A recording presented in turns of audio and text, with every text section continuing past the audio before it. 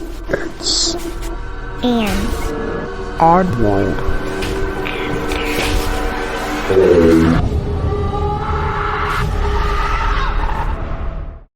Hey oddballs, I'm your host Jensen, and welcome to episode 55. I don't have much to say today except for happy birthday, you July 19th babies. And yes, of course, you know what that means. We're going to be reading from the birthday book, so here we go. Happy birthday. Others often admire July 19th individuals for their intellectual perspicacity and profound empathy, qualities that reflect their all-encompassing sensitivity to the circumstances and company that surrounds them, and upon which they draw when offering their carefully considered advice. Those born on this day typically not only care deeply for their nearest and dearest, seeking to ensure their happiness and success, but also are furthermore imbued with a more global desire to improve the lot of humanity. Although they are quick to identify social abuses or failings, and also to formulate strategies for humanitarian progress, they may be frustrated by their inability to communicate their visions to less imaginative people who are willing to accept the idea of change. Although July 19th people may prefer to act as politicians or social campaigners in their professional lives, they will often be more effective agents of progress when broadcasting their message through the more subtle medium of the arts to which, in any case, they are naturally drawn. These are energetic individuals who need to keep their minds and bodies engaged in progressive activities. They may often display a talent for sporting pursuits, but their vigorous nature may equally be expressed in their mastery of artistic or technical pursuits. They bring to both their professional and personal liaisons their interests and concerns for others, as well as a strong sense of humor, but may nevertheless appear to be somewhat solitary individuals whose high ideals, profundity of thought, and commitment to the visions that inspire them may be difficult for others to live up to or match. Their virtues are just, helpful, and energetic. Their vices are radical, embittered, and daunting. So happy birthday again, you July 19th babies. And let's move on to stories. This comes from YGC33 on Reddit. I have been catching weird vibes recently, where I feel as though someone is around or trying to make their presence known. I haven't seen anything weird enough to really catch my attention until today. I've been thinking maybe it could be my mom trying to make her presence known. She passed away this February from cancer, and it was pretty abrupt. I became her full-time caregiver when she went home on hospice, and she lasted 3 months. I'm thinking maybe it's her. I also don't know how to communicate except praying to my mom, and who knows if it's even her.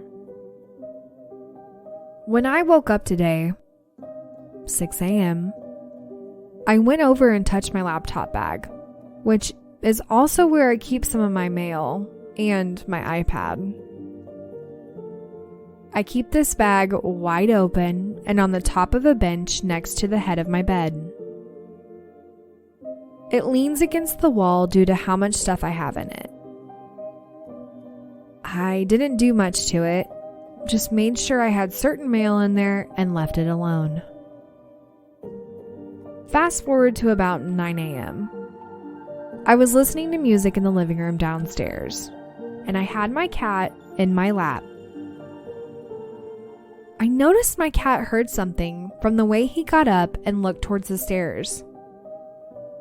Since I had my headphones in, I didn't hear anything. And I didn't think anything of it to stop and go check it out. We also live in an apartment, so noises being heard throughout the day is not something new. Around 11 a.m., my BF and I went upstairs to get ready to go out. And I noticed my bag lying on the floor, a couple of inches away from the bench I keep it on. I asked my BF if he had touched it, and he said no. The way I found my bag lying didn't make sense at all. If it had fallen off the bench, it would have spilled everything out since I kept it opened. The crazy part was, the things in my laptop were still perfectly in place. The way the bag was lying on the floor appeared as if someone had picked it up nicely and just laid it there to be found. I picked it up and put the bag back on the bench the same way I know I had left it this morning. There was no way it fell over and kept so neat. It was also physically impossible due to the way the bag was leaning against the wall. My BF and I had stared at each other because we were thinking the same thing. What if it was a ghost or a spirit? He told me to stop thinking into it because it was scaring him. But now I can't stop questioning the logic. Anyone have any thoughts? If it is my mother, I'd be glad, but still scared and spooked. I've had only 2 dreams with her since she passed. I've been yearning to somehow communicate with her, but I come from a background where looking for answers beyond the veil is never a good thing spiritually. It can open up the door to something else. I've also been told God does not want us to seek answers in such ways.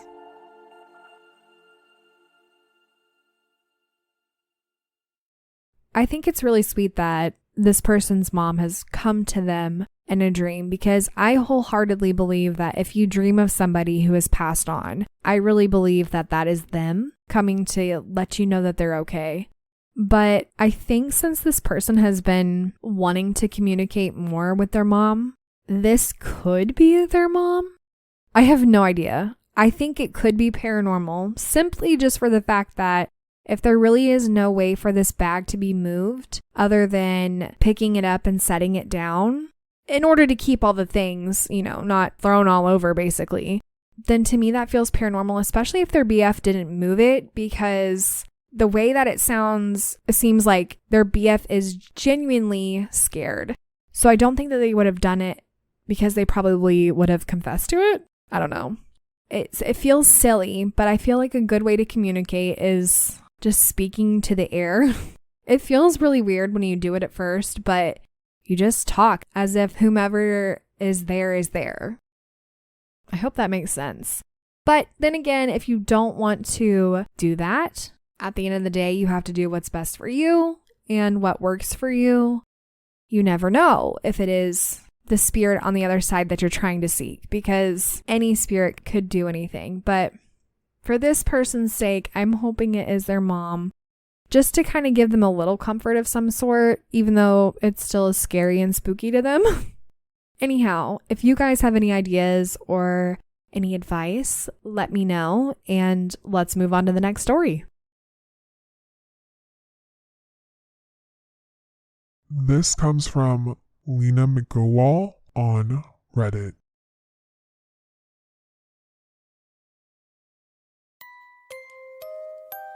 I am very desperate for an answer. Someone is pulling my hair. It started about a week and a half ago. I was in a play group with my child, and I felt someone pull my hair from behind. like a soft pull. I thought it was my kid that wanted my attention, so I turned around, but saw nobody. My kid was about 15 feet away, right in front of me. Because I was talking with the other moms, I didn't pay much attention. But in about 10 days, it has happened to me at least 20 times. I thought it was part of my clothing because I have long hair, and maybe it was getting stuck in my bra or something. But this evening I came out of the shower. No clothes, no towel, and again it happened. This has been happening twice at the store and public places, but mainly at home. No one is around me when it happens. I'm concerned. I'm not super scared, but I must confess it makes my skin crawl every time it happens. Again, it's like a soft pull, like a kid when they want your attention.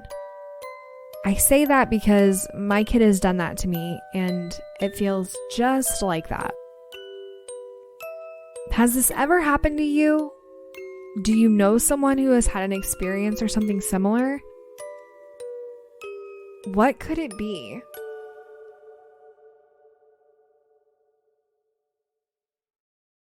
I don't want something I don't know pulling my hair. Okay, maybe like on an investigation, if I'm like, hey, are you there? And they pulled my hair, I don't think I'd be too mad. But happening every single day, unprovoked, like, no ma'am, no thank you. To me, it sounds like there could be a spirit on the other side trying to get their attention. I did talk to this person a little bit, and they are going to go to the doctor just to see if there's anything wrong, but they genuinely are concerned. So if anybody has anything for this person as to what it could be, whether it's paranormal or maybe it's just something wrong with their body, let me know. And if you've had a paranormal experience like this, let me know. Or a paranormal experience at all, let me know. And I hope you enjoyed today's episode. And well, it's an odd world after all. Oddballs. Go follow us on It's an Odd World After All podcast on Instagram and Facebook. Also, give us a 5-star review on Apple Podcasts. If you have a story you would like to share, email us at it'sanoddworldafterall@gmail.com or message us on one of our social platforms. Don't forget to share us with your family and friends. And check out our website, it'sanoddworldafterall.com.